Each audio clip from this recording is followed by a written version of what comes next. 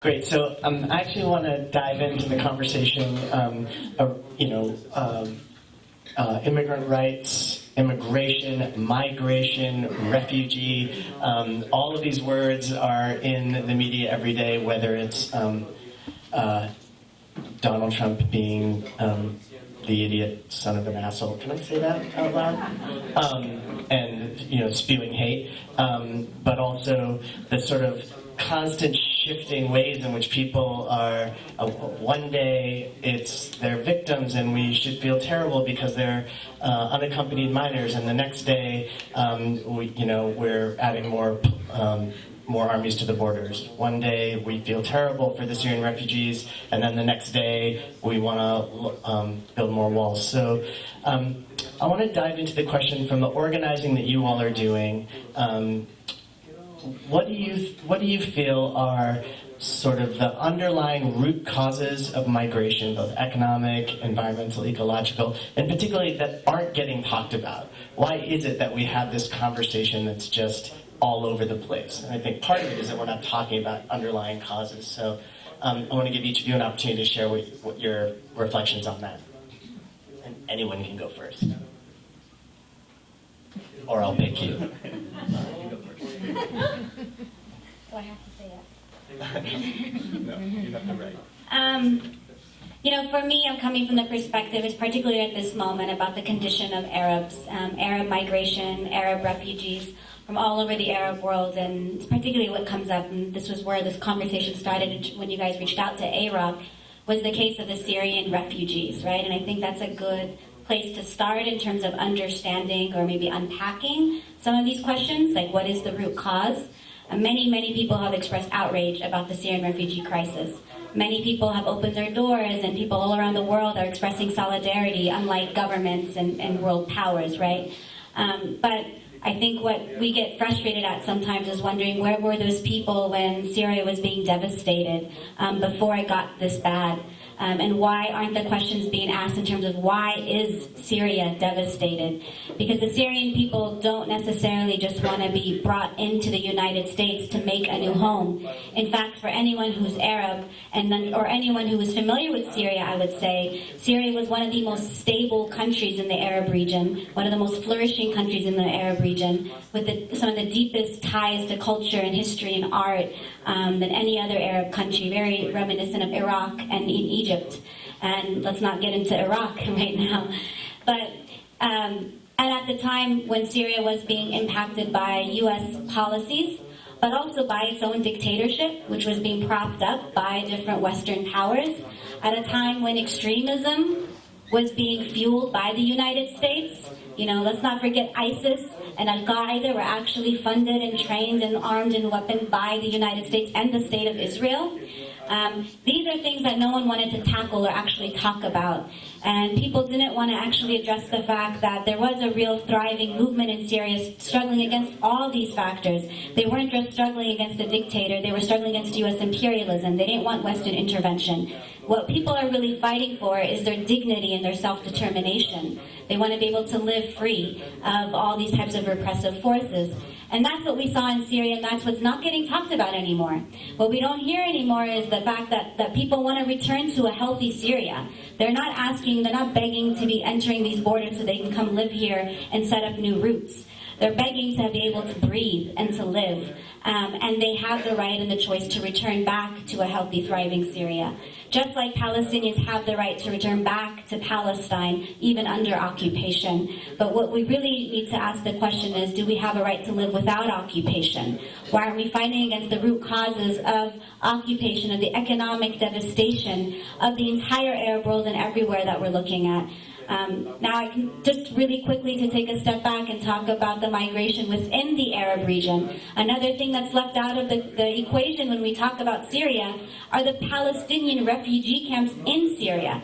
After Israel was created in 1948, there became refugee camps all over neighboring countries and in Syria. And as we speak, they are starving to death, both at the hands of the Syrian dictator, but also at the hands of the United States and Israel, right? And these are the people people that are made invisible. All the Iraqi refugees that continue to lavish, they're striving to live a regular, normal life, and they're not even allowed to leave Iraq. And when they are leaving Iraq, they're in Jordan, they're in Egypt, they're in the United States, and living in dire, dire circumstances. And the United States is directly responsible for what's happened in Iraq. And no one is talking about the Iraqi refugees. And this is something that's been happening since the war. So I think Syrians are talking about Iraqi refugees. I think Palestinian refugees are talking about Syrian refugees. I think Iraqi refugees are talking about Syrian and Palestinian refugees. The question is, why aren't everyone else making those same connections? Who is to be held responsible? What are their struggles really against? How is solidarity actually expressed? What are the questions we really should be asking? And how do we understand people and their complex identities? Because there's many people who aren't even deemed refugees. They're migrants, they're forced to leave, and they're not given the victimhood status of a refugee that has been, impacted by something. They're actually forced to migrate because of U.S. foreign policy, local economic devastation, many of us probably in this room. And equally said, it's the same root causes that bring us to the same place. So I would just bring it there perhaps to start the conversation. Thank you. Wow. So I think that's what it is. Just to say, I think the conversation about, and I think there's a lot of different myths about what makes someone migrate specifically to the United States, and there's all these ideas about the American dream and everybody wanting to have prosperity and a better life for their kids, which are all true, but also in a context of what has made people come here that is not necessarily about like adventure or American dream, right? And I think when we talk about U.S. imperialism, and I am more familiar with that story in Latin America and Central America, and what that means, right?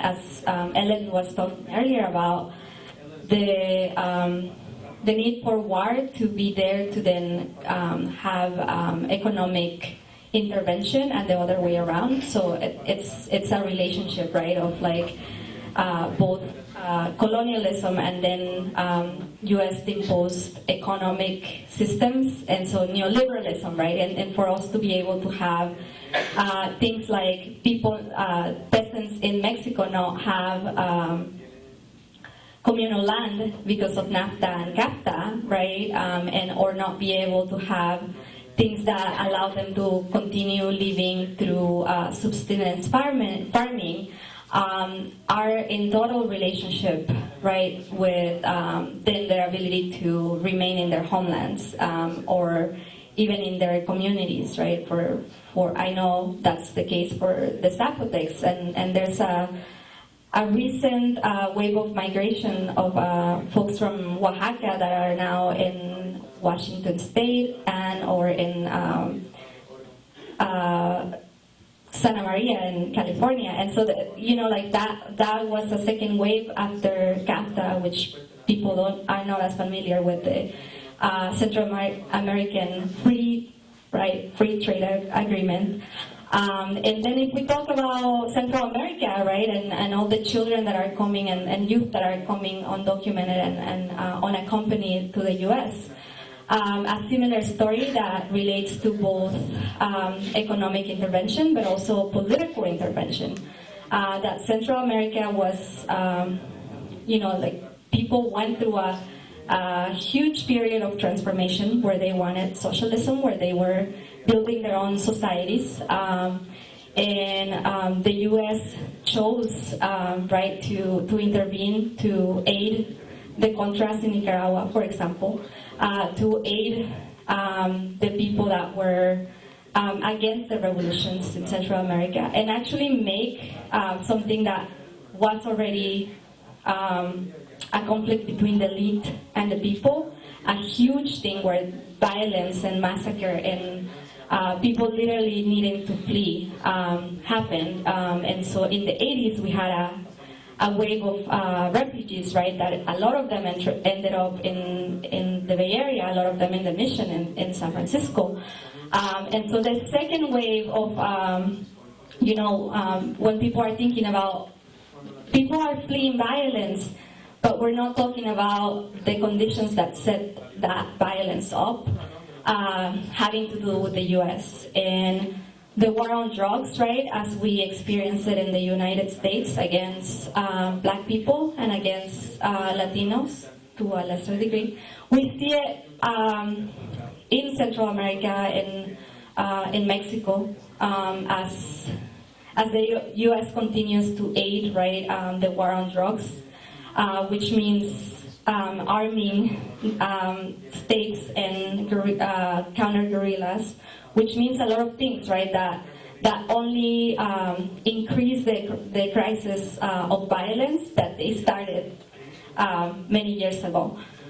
So then, when we're thinking about the root causes, U.S. imperialism definitely comes to mind, and economic intervention and capitalism definitely comes to mind, and the understanding that people will go, and that it is not just our right, but our responsibility to survive for ourselves and our families.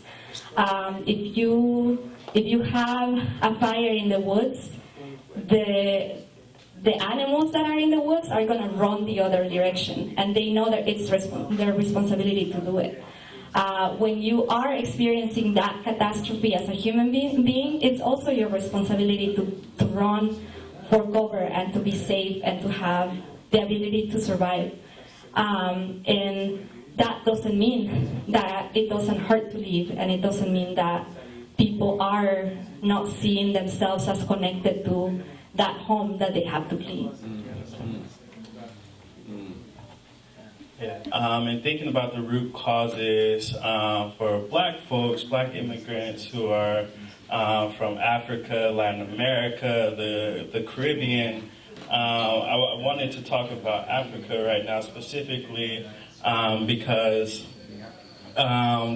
there's been an extreme underdevelopment of Africa due to colonization. And that led to like political and economic instability.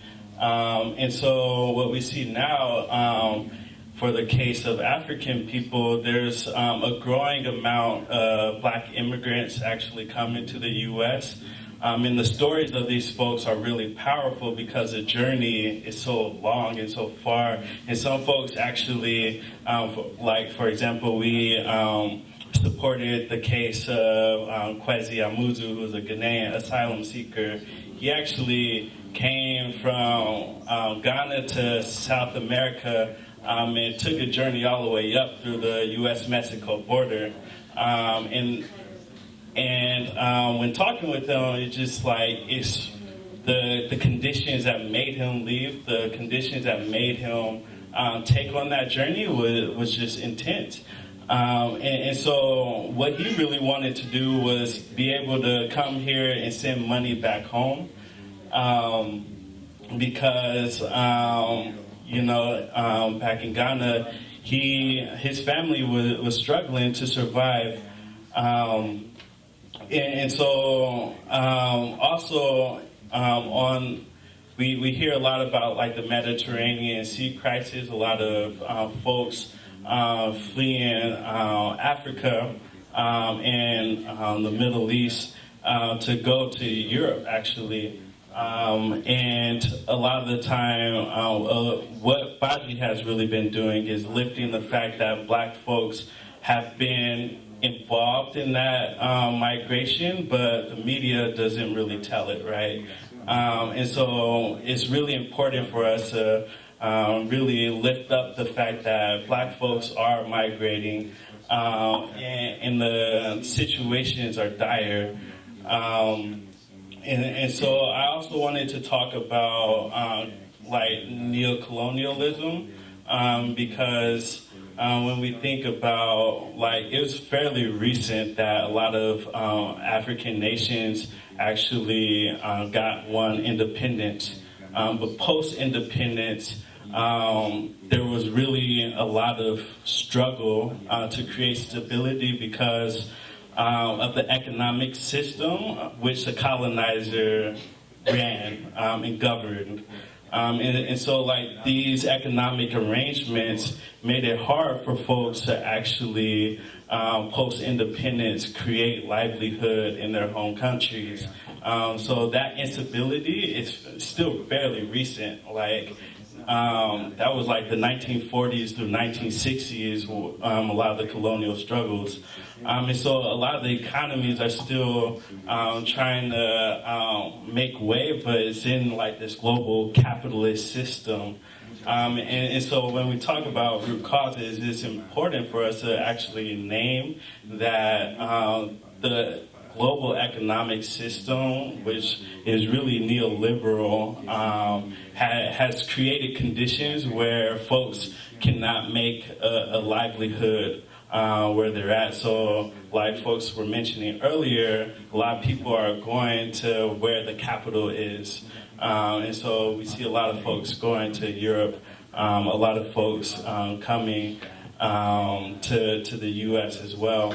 But I also wanted to name that, climate change and, the destruction of the environment is also a huge reason why folks are fleeing. So for the case of Haiti, the earthquake, that was really loud. The earthquake, post-2010, there's a lot of migration to the U.S., but Haiti actually has a really particular history with the U.S. It's a really rich history for Black people because it was a case where enslaved Africans revolted and created their own nation, right? But post that, they're still paying a lot of taxes to the French colonial regime. For their revolution, actually. And so there's been a push by our organization, actually, to create a Haitian family reunification parole program. It's kind of modeled off of the Cuban family program. But essentially, I say all of this is that there's multiple reasons why folks are fleeing their countries and trying to make homes within these new places. So the instability and the destabilization caused by capitalism is actually something I really wanted to lift up as a root cause to the reasons why folks are migrating. Thank you. I want to quickly build off of a couple things. One thing, for folks who came because they thought we were going to talk about folks displaced by sea level rise or other things that are typically deemed climate or ecological refugees, we want to, at Movement Generation, the reason we exist is to get people to understand that the root cause of climate change is not the burning of fossil fuels. It's rooted in slavery. It's rooted in the extraction of resources from place, including human labor. And I think this reality of like all wars are resource wars, whether it's land or labor, or oil or water, and therefore they're all emblematic of what's driving this ecological collapse. And that collapse is really not just about the warming of the planet. It's about the loss of culture and language and identity that helps us, hold together. So I just wanted to share, from Movement Generation's perspective, we talk about place as soil plus story, but home is soil plus story plus sacredness. And colonialism is just a story used to take land and people and labor.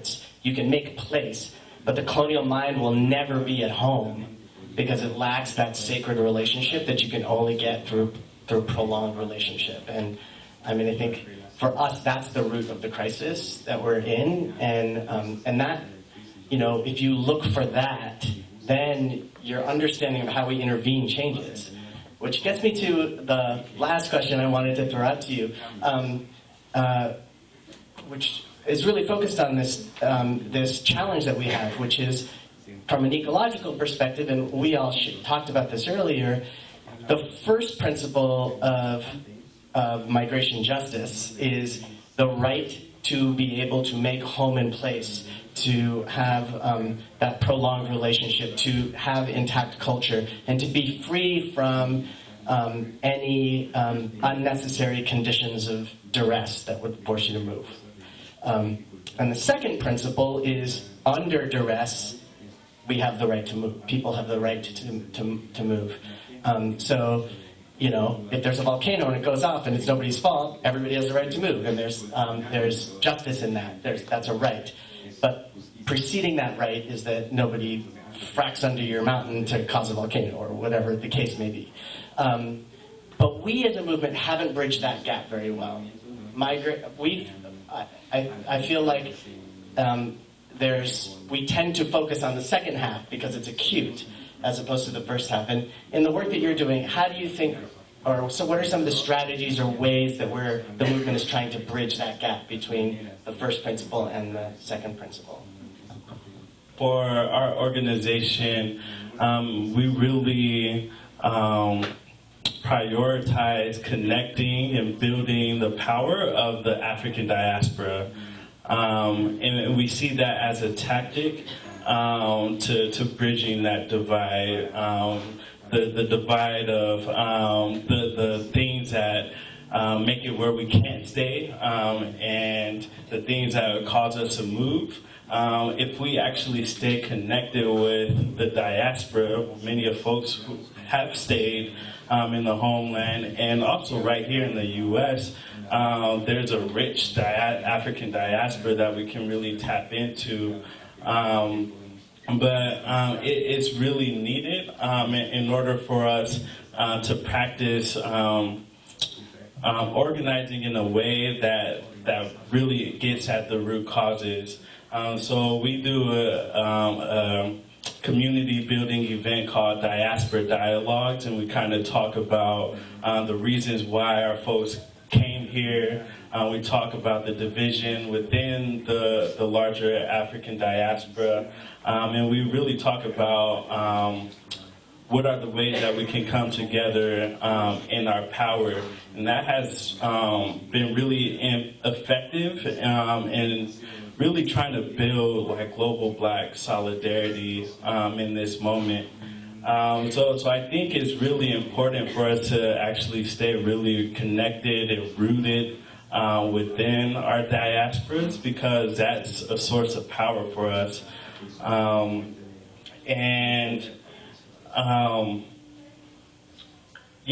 think I'll leave it right there. It's really important to keep in touch and tap into the diaspora, because with that, that's our power, and so we can be able to address issues where we're at, and also build this network that can really show power in the multiple places that we are. I would say that, first of all, we fight deportations, not because the U.S. is so great and we want to remain here, and because the U.S. is like, has it all figured out, but because people are not disposable, and because people who are deemed criminal are not disposable. And the people that we're fighting for and with every day are the people that are impacted, right, by that idea that human beings are unwelcome and are disposable, and we can do whatever we want to displace them from one place to another. And we also fight against displacement, right, at the local level, fight against the gentrification, which is just the local reflection of neoliberalism in our communities, and we fight against the militarization and criminalization of Latino and Black communities, because we know that it is not just about something that is fair or unfair, but because it is about our right to have home. It is a right to have human dignity, and also our right to have power, to have community power that is about a better relationship to ourselves, to each other, to the place where we are. And you know, when we think about, at Causa Justa, we have this phrase of development without displacement, right? And what that means is that human beings have the right to human development and to have their needs met, and also to be able to develop beyond that. And if you're being displaced constantly, if your family is in fear of deportation constantly, if you are having to deal with incarceration constantly, the least that you can actually be able to focus on developing your community. So that's why we fight against criminalization and displacement and deportation, because we want to build a place where we can have human development, where we can have a society that is built by the people that are in most need of change. So to build on that, I think we talked a lot about the root causes, and part of it maybe what's missing is why. So why would the United States choose to devastate Syria? Why would it choose to prop up Israel occupying Palestine and remain this colonial force in the region? Why do they continue to, we have black genocide in this country till today, as we speak? And why is that? And I think on the flip side of it, there's resistance, like Kitzia was talking about. There's people who are fighting back against all these systems, against migration, forced migration, against colonialism. We all know that neoliberalism and these economic policies can't happen without force.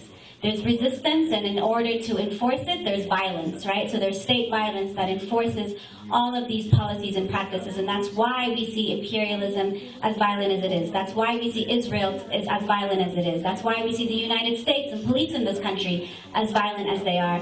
And perhaps to understand or make the connections, a place to look is where is the greatest repression, right? So where is there the greatest level of repression in this world, or against what types of people? And what comes to mind today for us is Rasmiya Odeh. What comes to mind is an elderly Palestinian woman, a former political prisoner in Palestine who was tortured by the state of Israel, who spent time in prison in occupied Palestine, who was forced in exile and had to leave her country, was an internally displaced refugee, then imprisoned, tortured, and forced to leave her country, go to Jordan, and then reunite with some of her family here in the United States, and spend 10 to 15 years organizing in her community in Chicago as an immigrant, as an elder, as a woman, as an Arab, as a Palestinian, as a former political prisoner, really building up the leadership of immigrant women in this country with the membership of over 800 people in her women's program.